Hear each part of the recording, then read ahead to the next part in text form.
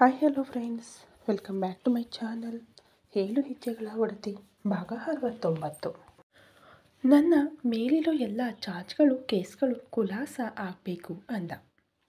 ರಮಣನ ಮಾತಿಗೆ ಮೊದಲು ಒಲ್ಲೆ ಎಂದ ರಾಧ, ನಂತರ ಬೇರೆ ದಾರಿ ಕಾಣದೆ ಒಪ್ಪಿಕೊಂಡಳು. ಡೀಲ್ ಅಂದ. ಡೀಲ್ ಅಂದ್ಲು. ಇಬ್ಬರು ಕೈ ಕುಲುಕಿಕೊಂಡರು. ಸರಿ, ಈಗ ಹೇಳಿ, ಗೋವರ್ಧನ ಏಕಾಏಕಿ ಹೋಮ್ ಮಿನಿಸ್ಟರ್ ಆಗೋ ನಿರ್ಧಾರ ತೆಗೆದುಕೊಂಡಿದ್ದೇಕೆ ಅಂದ್ಲು. ಏಕಾಏಕಿ? ಖಂಡಿತ ಅಲ್ಲ. ಇದು ಎಷ್ಟೋ ದಿನಗಳ ಹಿಂದಿನಿಂದ ನಡೆಯುತ್ತಿದ್ದ ಪ್ಲಾನ್ ಅಂದ. ಏನು ಅಂದ್ಲು. ಭೂಷಣ್ ಚಟರ್ಜಿ ಅವರದ್ದು ಸಹಜ ಆಕ್ಸಿಡೆಂಟ್ ಅಲ್ಲ, ಪ್ರೀ ಪ್ಲಾನ್ ಅಂದ. ನ್ಯೂ ಹಿಟ್ ಅಂತ ರಾಧ ತುಸು ಜೋರಾಗಿಯೇ ಒಮ್ಮೆ ಕಿರುಚಿದವಳು ದನಿ ತಗ್ಗಿಸಿದಳು. ಎಲ್ಲೋ ಏನೋ ಸರಿಯಿಲ್ಲವೆಂದು ನನಗೆ ಅನ್ನಿಸುತ್ತಲೇ ಇತ್ತು ಅಂದ್ಲು. ಹೋಮ್ ಮಿನಿಸ್ಟರ್ ಆಗುವ ಅವನ ಯೋಚನೆ ನೀನು ಅವನ ದಂಧೆಗೆ ಕೈ ಹಾಕಿದಾಗಲೇ ಶುರುವಾಗಿತ್ತು. ಎಲ್ಲೋ ಒಂದು ಕಡೆ ಕೋಟೆಯ ಕಲ್ಲುಗಳು ಸಡಿಲವಾಗುತ್ತಿದೆ ಅಂದಾಗ ಅವನು ಆ ಕೋಟೆಯನ್ನು ಸರಿ ಮಾಡುವ ಬದಲು ಹೊಸದೇ ಕೋಟೆ ಕಟ್ಟುವ ಉಪಾಯ ಮಾಡಿಕೊಂಡ. ಅವನ ವ್ಯಾಪಾರಕ್ಕೆ ಯಾರು ಅಡ್ಡಗಾಲು ಹಾಕುತ್ತಿದ್ದರೋ ಅವರೇ ತನಗೆ ಸೆಲ್ಯೂಟ್ ಹೊಡೆಯುವ ಅದ್ಭುತವಾದ ಯೋಜನೆ ಅಂದ. ನನಗ್ಯಾಕೆ ಹೇಳಲಿಲ್ಲ? ಏನೋ ಒಂದು ಅವನ ತಲೆಯಲ್ಲಿ ನಡೆಯುತ್ತಿದೆ ಅನ್ನೋದು ನನಗೆ ಗೊತ್ತಿತ್ತು, ಆದರೆ ಇಂಥದ್ದೇ ಎಂದು ಗೊತ್ತಿರಲಿಲ್ಲ ಅಂದ್ಲು. ಇಷ್ಟು ದಿನ ಇಲ್ಲದ್ದು ನೀವ್ಯಾಕೆ ನನಗೆ ಸಹಾಯ ಮಾಡ್ತಿರೋದು ಅಂತ ಅನುಮಾನದಿಂದ ಕೇಳಿದಳು. ಹಾಗೆಯೇ ಅವಳ ಕೈ ಹಿಡಿದಂತೆ ತನ್ನತ್ತ ರಭಸವಾಗಿ ಎಳೆದುಕೊಂಡು ತೋಳುಗಳಲ್ಲಿ ಬಂಧಿಸಿದ. ನೀನಾಗಿಯೇ ಗೋವರ್ಧನನ ವ್ಯಾಪಾರ ಹಾಳು ಮಾಡಿದರೂ ಅವನಾಗಿಯೇ ಕೆಳಬಿದ್ದರೂ ಲಾಭ ಇರುವುದು ನನಗೇನೆ. ಅದು ಅಲ್ಲದೆ ನಿನ್ನಿಂದಲೇ ನನಗಿವತ್ತು ಅನಾಯಾಸವಾಗಿ ಅವನ ದಂಧೆಗಳ ಮೇಲೆ ಹಿಡಿತ ಸಿಕ್ಕಿರುವಾಗ ಇಷ್ಟು ಹೆಲ್ಪ್ ನಾನು ಮಾಡಿದರೆ ತೊಂದರೆಯೇನೂ ಇಲ್ಲ ನನಗೆ. ನಾನು ಇಷ್ಟೆಲ್ಲ ಹೇಳಿದರೂ ಒಂದು ಸಣ್ಣ ಕೃತಜ್ಞತೆ ತಿಳಿಸೋಕೆ ನಿನಗೆ ಜಿಪುಣತನ ಅಂದ. ಥ್ಯಾಂಕ್ಸ್ ಎಂದಳು ಉಪ್ಪು ಗಂಟಿಕ್ಕಿಕೊಂಡು. ಇದು ಸಿನಿಮಾಗಳಲ್ಲಿ ತೋರಿಸಿದ್ದಂತಲ್ಲ. ಈ ಪಾತಕ ಜಗತ್ತು ಇನ್ನೂ ಕ್ರೂರಿ, ಊಹಿಸೋಕು ಆಗದಷ್ಟು. ನಿನ್ನ ಹುಷಾರಲ್ಲಿ ನೀನಿರಬೇಕು. ಈ ನಿನ್ನ ಹೆಣ್ಣು ಹುಲಿ ಬುದ್ಧಿ ಬೇಟೆಯಾಡುವಾಗ ಹೊರಗೆ ಬಂದರೆ ಸಾಕು. ಮೊದಲೇ ಶಬ್ದ ಮಾಡಿಕೊಂಡು ಬಂದರೆ ಬಿಕ್ಕಗಳೆಲ್ಲ ಓಡಿ ಹೋಗುತ್ತೆ. ಹಾಗೆ ಇನ್ನೊಂದು, ಪದೇ ಪದೇ ಹಳೆ ನೆನಪುಗಳನ್ನೇ ಯೋಚನೆಗಳನ್ನಾಗಿಸಿಕೊಳ್ಳಬೇಡ. ಹೋದ ಮಗುವಿನ ಬಗ್ಗೆ ನಿನಗೆಷ್ಟು ನೋವಿದೆಯೋ ಅಷ್ಟೇ ನೋವು ನನಗೂ ಇದೆ. ನೆನಪುಗಳು ಕಪ್ಪಿರುವೆ ಸಾಲಿನಂತೆ, ಅದರ ಪಾಡಿಗದನ್ನು ಬಿಟ್ಟು ಬಿಟ್ಟರೆ ಹೀಗೆ ಸುಳಿದು ಹಾಗೆ ಮಾಯವಾಗಿ ಬಿಡುತ್ತವೆ. ಗಾಳಿಯೂತ ಹೋದರೆ ಅವು ಗೂಡತ್ತ ದಿಕ್ಕಾಪಾಲಾಗಿ ಓಡಿ ಕಚ್ಚಿ ನೋವು ಮಾಡುತ್ತವೆ ಅಂದ. ಸರಿ ಎಂದವಳ ಮುಂದಲೆಯನ್ನು ಕಾಳಜಿಯಿಂದ ನೇವರಿಸಿ ಎದೆಗೊತ್ತಿಕೊಂಡು ನೆತ್ತಿ ಚುಂಬಿಸಿದ. ಆ ಕಬೀರ್ ಡೇಟಿಂಗ್ ಅಂತಿದ್ದ ಅಂದ. ಅಂತರಾಳ ಸುಡುತ್ತಿದ್ದ ಮತ್ಸರದ ಬೇಗುದಿಗೆ ತಂಪಿನ ಅವಶ್ಯಕತೆ ಇತ್ತು. ವಿಷಯ ಪ್ರಸ್ತುತ ಪಡಿಸೋದಕ್ಕೂ ಮೊದಲು ಮದುವೆ ಆಗಿದೆ ಅಂತ ಹೇಳಿಬಿಟ್ಟೆ ಅಂದ್ಲು. ರಮಣನಿಗೆ ನಿರಾಳವಾಯಿತು. ಎಲ್ಲೋ ಮಿಷನ್ಗೆ ಸಹಾಯ ಆಗುತ್ತೆ ಅಂತ ಒಪ್ಪಿಕೊಂಡೇ ಬಿಡ್ತೀಯೇನೋ ಅನ್ಕೊಂಡೆ ಅಂದ. ಮದುವೆಯಾದ ಮೇಲೂ ಮತ್ತೊಂದು ಮದುವೆಗೆ ತಯಾರಾಗೋಕೆ ನಾನು ರಮಣ್ಣಲ್ಲ, ರಾಧಾ ಎಂದಿದ್ದೇ ಅವನ ಹಿಡಿತ ಬಿಗಿಯಾಯಿತು. ಮದುವೆಯಾಗದೇ ಇದ್ದರೆ ಕಿಶನ್ ಗೆಳೆತನ ಬೆಳೆಸಿ ಹೇಗೋ ಇಲ್ಲಿ ಸೇರ್ತಿದ್ದೆ. ಎಲ್ಲ ನಿಮ್ಮಿಂದಲೇ ಹಾಳಾಗಿದ್ದು ಅಂತ ಬೇಕೆಂದೇ ಕೆಣಕಿದಳು. ಬಲಿಷ್ಠ ತೋಳುಗಳು ಮತ್ತಷ್ಟು ಬಿಗಿದು ಹುಕ್ಕಿನಂತಾದವು. ಅವಳ ಮೈಮೂಳೆ ಪುಡಿಪುಡಿಯಾಗಿಸಿ ಬಿಡುವಷ್ಟು. ಇದೆಂಥ ಹುಲಿಮುದ್ದು ಬಿಡಿ ಅಂದ್ಲು. ಇವತ್ತು ನೀನಾಡಿದ ಕೆಲವು ಮಾತುಗಳನ್ನು ಕೇಳಿ ನನಗೂ ಒಂದು ರಹಸ್ಯ ಹಂಚಿಕೊಳ್ಳಬೇಕು ಅನ್ನಿಸ್ತಿದೆ ಅಂದ. ಬಿಡಿಸಿಕೊಳ್ಳಲು ಕೊಸರಾಡುತ್ತಿದ್ದವಳು ರಹಸ್ಯ ಎಂದಿದ್ದೇ ಚುರುಕಾದಳು. ಎಂಥ ರಹಸ್ಯ ಅಂದ್ಲು.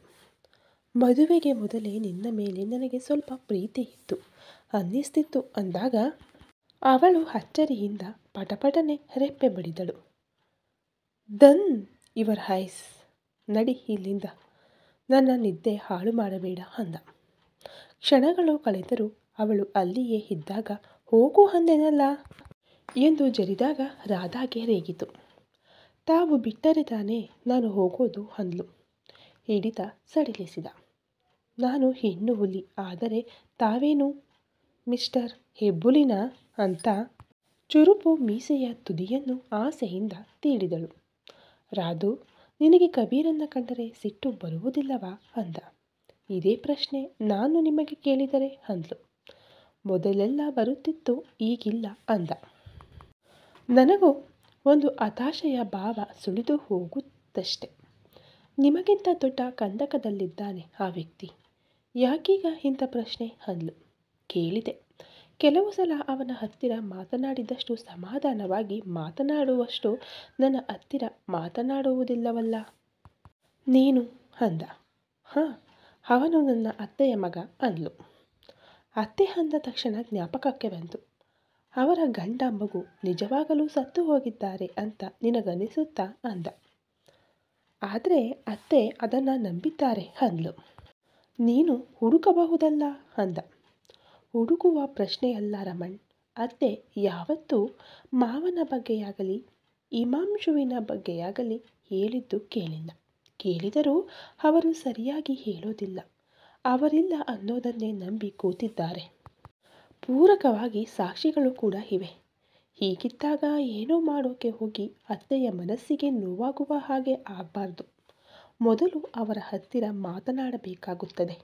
ಒಂದು ಹೋಗಿ ಅನ್ನೊಂದಾದರೆ ಕಷ್ಟ ಅಂದ್ಲು. ಕಬೀರನ ಮೇಲಿನ ಸಿಟ್ಟು ವ್ಯಕ್ತಪಡಿಸುವುದಕ್ಕಾಗಲಿ ನಿಮ್ಮ ಕೈಗೆ ಅಂಟಿರುವ ರಕ್ತ ತೊಳೆಯುವುದಕ್ಕಾಗಲಿ ಇನ್ಯಾವುದಕ್ಕೂ ಇದು ಸರಿಯಾದ ಸಮಯವಲ್ಲ ರಮಣ್.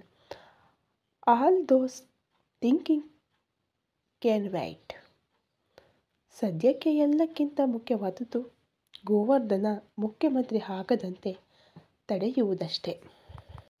ಎನಿವೇಸ್ ಥ್ಯಾಂಕ್ಸ್ ಅನ್ನುತ್ತಾ ಅವನ ಕೆನ್ನೆಗೊಂದು ಮುತ್ತಿಟ್ಟು ಹೊರ ಹೋದವಳು ಮತ್ತೆ ಗೋಡೆಯ ಹಿಂದಿನಿಂದ ತಲೆ ಹಾಕಿದಳು. ಮೇಘಗಳ ಮರೆಯಿಂದ ಇಣುಕುವ ಚಂದ್ರಮನಂತೆ. ಅವನಿನ್ನು ಲ್ಯಾಪ್ಟಾಪ್ ಆನ್ ಮಾಡಿ ಬಾಲ್ಕನಿಯ ಬಾಗಿಲನ್ನು ದೊಡ್ಡದಾಗಿ ತೆರೆದು ಮಂಚದ ಮೇಲೆ ಕುಳಿತಿದ್ದನಷ್ಟೆ. ಅದ್ಯಾಕೆ ಬಾಲ್ಕನಿ ಅಷ್ಟು ದೊಡ್ಡದಾಗಿ ತೆರೆದಿಡ್ತೀರಾ? ಕಳ್ಳ ಬರಲಿ ಅಂತಲಾ ಅಂದ್ಲು. ಅಲ್ಲ, ಕಳ್ಳಿ ಬರಲಿ ಅಂತ. ಕೆಲವು ಕಳ್ಳಿಯರಿಗೆ ನಿದ್ದೆಯಲ್ಲಿದ್ದ ಗಂಡನನ್ನು ಮುದ್ದು ಮಾಡುವುದಕ್ಕೆ ಖುಷಿಯಂತೆ. ನನಗೂ ಆ ಭಾಗ್ಯ ಸಿಗಬಹುದೇನೋ ಅಂತ ಅನ್ನುತ್ತಾ ಕೆನ್ನೆ ಸವರಿಕೊಂಡ. ಮುಖವೊಮ್ಮೆ ರಂಗೇರಿದರೂ ಸಾವರಿಸಿಕೊಂಡಳು. ಅಷ್ಟರಲ್ಲಿ ಲ್ಯಾಪ್ಟಾಪ್ ಆನ್ ಆಗಿತ್ತು. ಇನ್ನೊಮ್ಮೆ ಆ ಡ್ರ್ಯಾಗನ್ ಚಿತ್ರ ನನ್ನ ಕಣ್ಣಿಗೆ ಕಂಡರೆ ಆ ಲ್ಯಾಪ್ಟಾಪ್ ಕುಟ್ಟಿ ಪುಡಿ ಮಾಡಿಬಿಡ್ತೀನಿ. ಅದೋಗ್ಲಿ, ನನ್ನ ಓಲೆಯಲ್ಲಿ ಅಂತ ಜೋರಿನಿಂದ ಕೇಳಿದಾಗ ನನಗೇನು ಗೊತ್ತು ಅನ್ನುತ್ತಾ ಟೀ ಶರ್ಟ್ ಬಿಚ್ಚಿ ಪಕ್ಕಕ್ಕೆಸೆದು ತನ್ನ ಪಾಡಿಗೆ ತಾನು ಲ್ಯಾಪ್ಟಾಪಿನಲ್ಲಿ ನೋಟ ನೆಟ್ಟ. ನಾನವತ್ತು ಕೋಪದಲ್ಲಿ ಇಲ್ಲೇ ಮಂಚದ ಮೇಲೆ ಎಸೆದಿದ್ದೆ ಅನ್ನುತ್ತಾ ತಾನು ಹೇಗೆ ನಿಂತು ಯಾವ ಕೋನದಲ್ಲಿ ಎಷ್ಟು ಶಕ್ತಿ ಹಾಕಿ ಎಸೆದಿದ್ದೆ ಎನ್ನುವುದನ್ನು ಲೆಕ್ಕ ಹಾಕತೊಡಗಿದಳು. ನಿನಗೆ ಕೊಟ್ಟ ಮೇಲೆ ಅದು ನಿನ್ನ ಜವಾಬ್ದಾರಿ. ಎಸೆದರೆ ಕಳೆದುಕೊಂಡರೆ ನಾನು ಹೊಣೆಯಲ್ಲ ಅಂದ. ಮಂಚದ ಮೇಲೆ ಎಸೆದಿದ್ದು ಎಲ್ಲಿಗೆ ಹೋಗುತ್ತೆ? ಕ್ಲೀನಿಂಗ್ ಅವರನ್ನು ಕೇಳು ಅಂದ. ನೀವೇ ಎತ್ತಿಟ್ಟಿರಬೇಕು ಅನ್ನುತ್ತಾ ಅವನ ಬೀರು ಬಾಗಿಲು ತೆರೆದಳು. ಅವ ಎದ್ದು ಬರುವಷ್ಟರಲ್ಲಿ ಸಿಕ್ಕಿಯೇ ಹೋಯಿತು. ಓಲೆ ಅಲ್ಲ, ಚೀಟಿ. ಕಾಗದದ ರೂಪದಲ್ಲಿದ್ದ ರಾಧಾಳ ಹೃದಯ, ತೆರೆದ ಹೃದಯ. ಅಂತರಂಗದ ಭಾವನೆಗಳನ್ನು 3 ಅಕ್ಷರಗಳಲ್ಲಿ ಸ್ಪಷ್ಟವಾಗಿ ಬಸಿದಿಟ್ಟಿದ್ದಳು ಹುಡುಗಿ.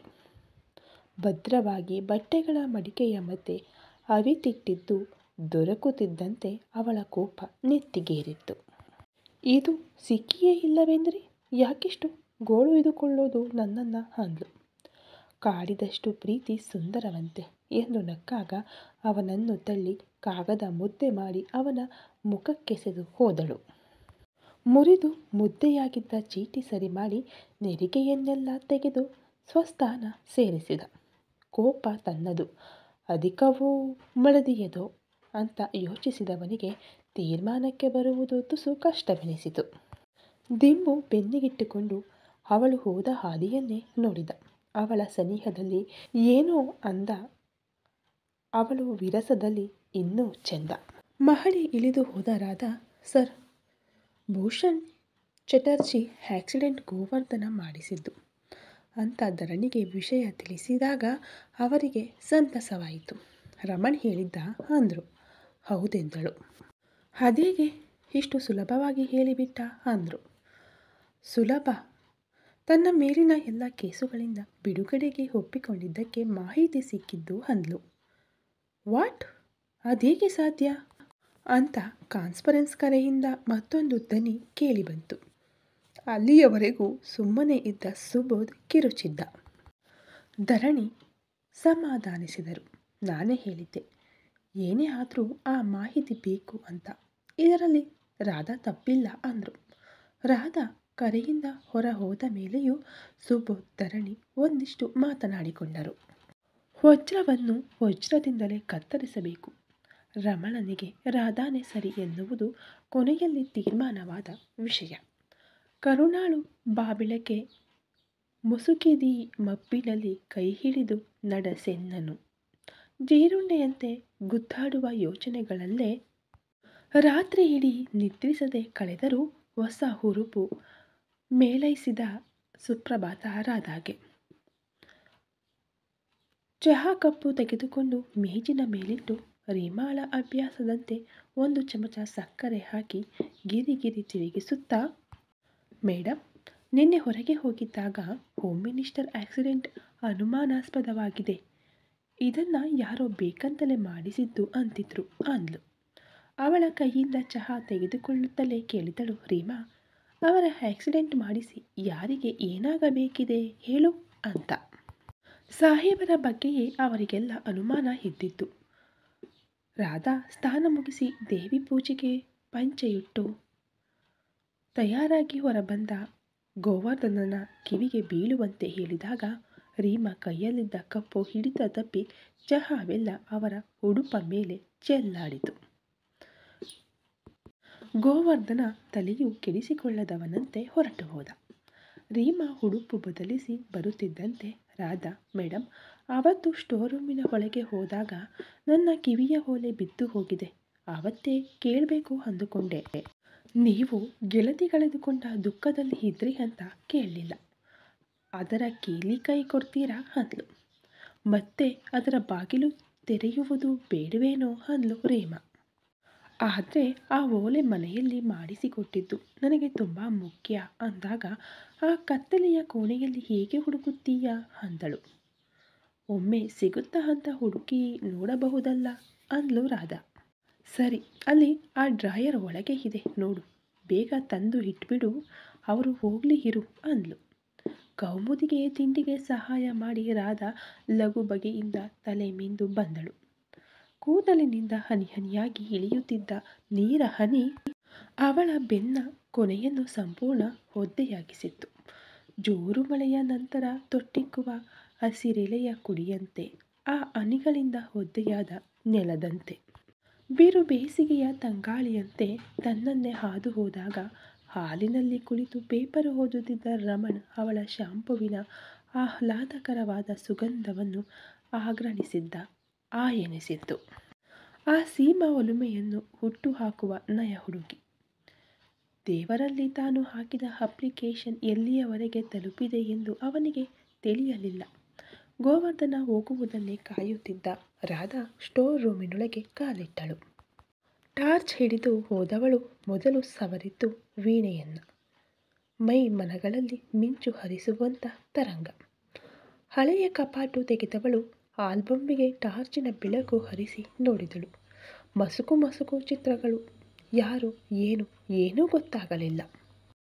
ಒಂದು ಫೋಟೋವನ್ನು ಎತ್ತಿ ತನ್ನ ಬಳಿ ಇಟ್ಟುಕೊಂಡಳು. ಇನ್ನೇನು ಗೀಟುವುದಿಲ್ಲವೆಂದು ಹೊರ ಬೀಳುತ್ತಿದ್ದವಳಿಗೆ ಹೆಜ್ಜೆ ಇಟ್ಟ ನೆಲ ಪೊಳ್ಳು ಪೊಳ್ಳೆನಿಸಿತು. ಕೂಡಿಸಿದ ಚೌಕಾಕಾರದ ಟೈಲ್ಸ್ಗಳನ್ನು ಎತ್ತುವುದು ಹೇಗೆಂದು ತಿಳಿಯಲಿಲ್ಲ. ಹರಿತವಾದ ವಸ್ತುಗಾಗಿ ಹುಡುಕಾಡಿದಳು. ಹಳೆಯ ಸ್ಪೇಕ್ರೇಟ್ ಬಾಕ್ಸ್ ಸಿಕ್ಕಿತು. ಎಲ್ಲವೂ ರಷ್ಟು ಹಿಡಿದ ಸಾಮಾನುಗಳೇ. ಸ್ಕ್ರೂಡ್ರೈವರ್ ಒಂದರ ತುದಿಯನ್ನು ಟೈಲ್ಸ್ಗಳ ಗ್ಯಾಪಿನಲ್ಲಿಟ್ಟು ಮೀಟಿದಳು. ಕಲ್ಲು ಮೇಲೆ ಎದ್ದು ಬಂದಿತು. ಬೆಳಕು ಬಿಟ್ಟಳು. ಕಾಣಿಸಿದ್ದು ದುಡ್ಡುಗಳ ಕಂತೆ ಕಂತೆ. ಮತ್ತು ಒಂದಷ್ಟು ವಸ್ತುಗಳು. ಬಾಗಿಲ ಬಳಿ ಬಂದು ಚಿಕ್ಕ ಗೋವರ್ಧನ ಬಂದಿದ್ದನ್ನು ಸಣ್ಣಗೆ ಹೇಳಿದ. ಸ್ಟೋರ್ ರೂಮಿನ ಬಾಗಿಲಿಗೆ ಅಲಾರಾಮ್ ಏನಾದರೂ ಇಟ್ಟು ಬಿಟ್ಟಿದ್ದಾನಾ?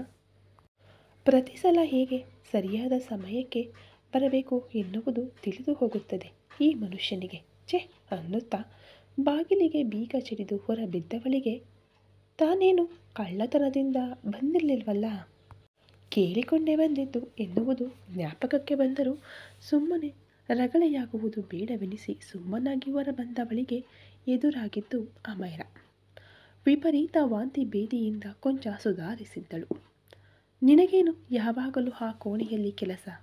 ಏನೇ ಇರಲಿ ನೈಸ್ ಪರ್ಫ್ಯೂಮ್ ಅಂದ್ಲು. ನಾನು ಯಾವ ಪರ್ಫ್ಯೂಮ್ ಹಾಕಿಲ್ಲ, ಶಾಂಪೂ ಇರಬೇಕು ಅಂದಾಗ ಯಾವುದು ಅಂದಳು. ಅವಳ ಕಿರಿಕಿರಿ ತಡೆಯಲಾಗಲಿಲ್ಲ. ತನ್ನ ಕೋಣೆಗೆ ಹೋಗಿ ಶಾಂಪೂ ಬಾಟಲ್ ತಂದು ಅವಳ ಕೈಯಲ್ಲಿ ಕುಕ್ಕಿದಳು. ಮುಚ್ಚಳ ತೆಗೆದು ಘಮ ನೋಡಿದವಳಿಗೆ ವಾವ್, ಎಷ್ಟು ಚೆನ್ನಾಗಿದೆ ಫ್ರಾಗ್ರೆನ್ಸ್, ಇದರ ಹೊರತಾಗಿಯೂ ನೀನು ಘಮಘಮ ಅಂತಿದ್ದೀಯ ಯಾವಾಗಲೂ ಅಂದಳು. ಅಸೂಯೆಯೋ ಮೆಚ್ಚುಗೆಯೋ ಹೊರಬಂದಿತ್ತು. ಚಿಕ್ಕ ನಿಂಬೆ ರಸದ ಗ್ಲಾಸು ತಂದು ಅವಳ ಕೈಗಿಟ್ಟ. ಹುಚ್ಚು ಬಿಟ್ಟು ಹೋಗಬೇಕು ಹಾಗೆ ಮಾಡ್ತೀನಿ ಅನ್ನುತ್ತಾ ನಿಮ್ಮಮ್ಮ ಕೊಡೋಕೆ ಹೇಳಿತು ಅಂದನೇ ಹೊರತು ಅದರೊಳಗೆ ತಾನು ಬೇದಿ ಮಾತ್ರೆಯ ಪುಡಿಯನ್ನು ಬೆರೆಸಿದ ಗುಟ್ಟನ್ನು ನುಂಗಿಕೊಂಡ. ಒಗರಾಗಿದೆ ಎನ್ನುತ್ತಲೇ ಘಟಘಟನೆ ಕುಡಿದವಳ ಹೊಟ್ಟೆಯಲ್ಲಿ ಮತ್ತೆ ತೊಳಲಾಟ. ಅವಳ ಸಮಸ್ಯೆ ವಿಪರೀತವಾಗಿ ವೈದ್ಯರ ಬಳಿಯೇ ಕರೆದೊಯ್ಯುವ ಪರಿಸ್ಥಿತಿ ಬಂದೊದಗಿತು. ಅಮೈರ, ಮರುಸ್ನಾನ ಮಾಡಿ ರೆಡಿಯಾಗು, ಡಾಕ್ಟರ್ ಹತ್ತಿರ ಹೋಗಿ ಬಂದು ಬಿಡೋಣ ಅಂತ ರೀಮಾ ಕರೆದಾಗ ಅವಳು ಹೊದಿಕೆಯನ್ನು ಇನ್ನೂ ಗಟ್ಟಿಯಾಗಿ ಎಳೆದು ಮಲಗಿದಳು. ಅವಳನ್ನು ದೂಡಿ ಸ್ಥಾನಕ್ಕೆ ಕಳುಹಿಸುವಷ್ಟರಲ್ಲಿ ತಾಯಿಗೆ ಸುಸ್ತು. ರಮಣ್, ಅಮೈರಾಗೆ ಜೋರು ಹುಷಾರಿಲ್ಲ, ಡಾಕ್ಟರಲ್ಲಿ ಹೋಗಿ ಬರೋಣಂತ ಅಂದ್ಲು. ಹೋಗಿ ಬರೋಣ, ಜೊತೆಗೆ ಸಹಾಯಕ್ಕೆ ಯಾರಾದರೂ ಬೇಕಾಗಬಹುದು ಅಂದಾಗ ಕೌಮುದಿಗೆ ಹೇಳ್ತೀನಿ ಅಂದ್ಲು. ಅವಳು ತಾನು ಬರುವುದಿಲ್ಲ ಎಂದಳು. ಅದು ರಾಧಾ ತಲೆಯ ಮೇಲೆಯೇ ಬಿತ್ತು. ವೈದ್ಯರು ಅಮೈರಾಳಿಗೆ ಒಂದು ಇಂಜೆಕ್ಷನ್ ಚುಚ್ಚಿ ಮಾತ್ರೆ ಬರೆದುಕೊಟ್ಟರು. ಹಾರಾಡಲು ತ್ರಾಣವಿಲ್ಲದ ಅವಸ್ಥೆ ಅವಳದ್ದು. ವೈದ್ಯರ ಕೋಣೆಯ ಹೊರಗೆ ಕುಳಿತಿದ್ದ ರಮಣ್ ಹಣೆ ಉಜ್ಜಿಕೊಂಡ. ಚಿಕ್ಕನ ಕಿತಾಪತಿಯಾ ಅಂದ. ತನಗೂ ಅದೇ ಅನುಮಾನವಿದೆ ಎಂದಳು. ಅವ ತಂದುಕೊಟ್ಟಿದ್ದನ್ನು ಕುಡಿಯುತ್ತಲೇ ಅಮೈರ ಆರೋಗ್ಯ ಏರುಪೇರಾಗಿದ್ದನ್ನು ನೆನೆದು ನಮ್ಮ ಪಕ್ಕದ ಬೆಂಚಿನಲ್ಲಿ ಇಬ್ಬರು ಕುಳಿತಿದ್ದಾರೆ ನೋಡು, ಸಹಜವಾಗಿ ನೋಡು, ಸಂಶಯ ಬರಬಾರದು ಅಂದ. ಹತ್ತಿತ್ತ ನೋಡಿದವರ ಹಾಗೆ ಮಾಡಿ ಹೌದೆಂದಳು. ಸಮಥಿಂಗ್ ಇಸ್ ರಾಂಗ್ ಅಂದಾಗ ರೀಮಾ ಔಷಧಿ ಚೀಟಿ ತಂದುಕೊಟ್ಟು ಕ್ಯಾಂಟೀನ್ನಲ್ಲಿ ಏನಾದರೂ ಶುದ್ಧವಾಗಿದ್ದು ತಿನ್ನೋಕೆ ಸಿಗುತ್ತಾ ಅಂತ ನೋಡ್ತಿರ್ತೀನಿ, ತುಂಬ ಸುಸ್ತಾಗಿ ಬಿಟ್ಟಿದ್ದಾಳೆ ಅಂದ್ಲು. ರಾಧಾ ಅಲ್ಲಿಯೇ ನಿಂತಳು. ಔಷಧ ಖರೀದಿಸಲು ಹೋದ ರಮಣನ ಹಿಂದೆಯೇ ಆ ಇಬ್ಬರು ವ್ಯಕ್ತಿಗಳು ಹೋದರು. ಹಣಕ್ಕಾಗಿ ಪರ್ಸು ತೆಗೆದವ ಅವರ ಬಳಿಯೇ ಚಿಲ್ಲರೆ ಕೇಳಿದ. ಅದರಲ್ಲೊಬ್ಬ ಕಿಸೆಯಲ್ಲಿ ಕೈ ಹಾಕಿ ಚಿಲ್ಲರೆ ತೆಗೆಯುವಾಗ ID ಕಾರ್ಡ್ ಒಂದು ಕೆಳಗೆ ಬಿತ್ತು. ಬಗ್ಗಿ ಎತ್ತಿಕೊಂಡ ರಮಣ್ ಓದುತ್ತಲೇ ವಾಪಸ್ಸು ಕೊಟ್ಟ. ಪೊಲೀಸ್. ಅವನ ಮನಸ್ಸು ವ್ಯಾಗ್ರವಾಯಿತು.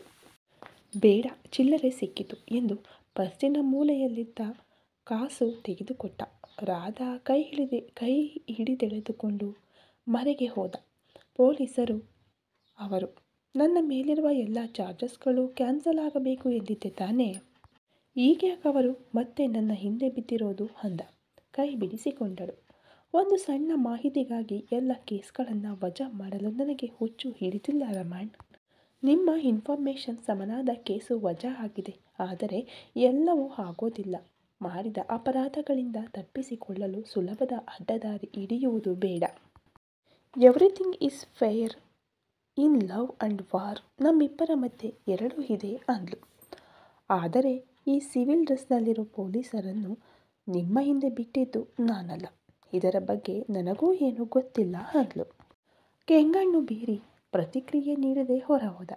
ಕೋಪಿಷ್ಟ ಅಂತ ಮುಂಗೈ ಉಜ್ಜಿಕೊಂಡಳು. ಬಾಬಿ ಇಹದ ಪರಿವೇ ಇಲ್ಲದೆ ಮಲಗಿದ್ದ. ಸಿಟಿಯ ಅತಿ ದೊಡ್ಡ ಹಾಸ್ಪಿಟಲ್ ಅದು. ವಿಕ್ಟರ್ ಮಗನ ರಕ್ಷಣೆಗಾಗಿ ಇಬ್ಬರನ್ನು ನೇಮಿಸಿಟ್ಟಿದ್ದ. ಸಮಯಕ್ಕೆ ತಿಂದುಂಡು ಯಾವಾಗಲೂ ಐಷಾರಾಮಿ ಕೋಣೆಯ ಹೊರಗೆ ಕೂರುವುದು ಅವರ ಕೆಲಸ. ಕ್ಯಾಂಟೀನಿನಲ್ಲಿ ಒಂದು ಚಹಾ ತೆಗೆದುಕೊಂಡು ಕುಳಿತಿದ್ದ ರಮಣ್ ಅವರ ಕಣ್ಣಿಗೆ ಬಿದ್ದಿದ್ದೇ ಇಷ್ಟು ದಿನ ತಿಂದು ಮೈಗೂಡಿಸಿಕೊಂಡಿದ್ದ ಸೋಂಬೇರಿತನ ವಸ್ತ್ರದ ಮೇಲಿನ ಧೂಳಿನಂತೆ ಕೊಡವಿ ಬಿತ್ತು. ವಿಕ್ಟರ್ ಬಾಸಿಂದ ಮತ್ತಷ್ಟು ಹೆಚ್ಚಿಗೆ ಹಣವನ್ನು ಇನಾಮವಾಗಿ ಪಡೆಯುವ ದುರಾಸೆ. ಗೋವರ್ಧನನ ಹೆಂಡತಿ ಮಗಳು ಬೇರೆ ಇನಾಮಿನ ಮೇಲಿನ ಬೋನಸ್ಸಿನಂತೆ. ಬಿಸಿ ಬಿಸಿ ಕಾಫಿಯನ್ನು ಟೀಯನ್ನು ರಮಣನ ಮೈಮೇಲೆ ಚೆಲ್ಲಿ ಜಗಳ ಶುರು ಮಾಡಬೇಕು ಎನ್ನುವ ಆಲೋಚನೆಯಿಂದ ಹೋದವರು ಚೆಲ್ಲಿದ್ದು ರಾಧಾಳ ಮುಂಗೈ ಮೇಲೆ. ಸಾರಿ ಮೇಡಮ್, ಗೊತ್ತಾಗ್ಲಿಲ್ಲ ಅಂತ ಹಿಂದಿಯಲ್ಲಿ ಹೇಳಿದನೊಬ್ಬ. ಪರವಾಗಿಲ್ಲ ಅನ್ನುತ್ತಾ ಟಿಶ್ಯೂ ಕಾಗದದಿಂದ ಒರೆಸಿಕೊಂಡಳು. ರಮಣ್ ತಣ್ಣಗೆ ಕುಳಿತು ಟೀ ಕುಡಿಯುತ್ತಿದ್ದ. ಈ ಕಥೆ ಇನ್ನು ಮುಂದುವರಿಯುವುದು ಫ್ರೆಂಡ್ಸ್. ದಯವಿಟ್ಟು ವಿಡಿಯೋಗಳು ಇಷ್ಟ ಆಗ್ತಾ ಇದ್ದರೆ ಗೊತ್ತಲ್ವಾ, ಸಬ್ಸ್ಕ್ರೈಬ್ ಮಾಡ್ಕೋಬೇಕು, ಪಕ್ಕದಲ್ಲಿರೋ ಬೆಲ್ ಐಕನ್ ಕೂಡ ಕ್ಲಿಕ್ ಮಾಡ್ಕೋಬೇಕು. ಹಾಗೆ ನಿಮ್ಮ ಅನಿಸಿಕೆ ಅಭಿಪ್ರಾಯಗಳನ್ನು ಕಾಮೆಂಟಲ್ಲಿ ನಮಗೆ ತಿಳಿಸ್ಕೊಡ್ಬೇಕು. ವಿಡಿಯೋ ಇಷ್ಟ ಆದರೆ ಲೈಕ್ ಮಾಡೋದನ್ನು ಮರಿಬಾರ್ದು. Thank you so much.